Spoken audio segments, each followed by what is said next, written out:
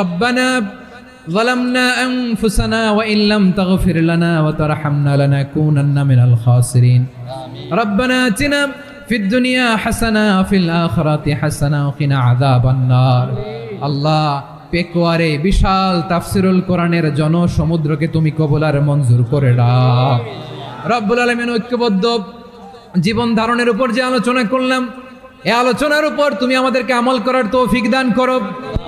আমরা যেন দেশ মাতৃকাকে রক্ষা করতে যে, দেশের স্বাধীনতা সার্বভৌমত্বকে রক্ষা করতে যে জাতীয় ঐক্য গঠন করতে পারি তৌফিক দাও রব্বুল আলামিন। আমাদের সকল মৃত আত্মীয় স্বজনকে তুমি মাফ করে দাও রব্বুল আলামিন। আমাদের মাওলানা শহীদুল্লাহ স্মৃতি সংসদের উদ্যোগে আজকের এই প্রোগ্রাম, মাওলানা শহীদুল্লাহ পাশে কবরে শুয়ে আছে, আল্লাহ তার কবরটারে তুমি জান্নাতের বাগান বানিয়ে দাও।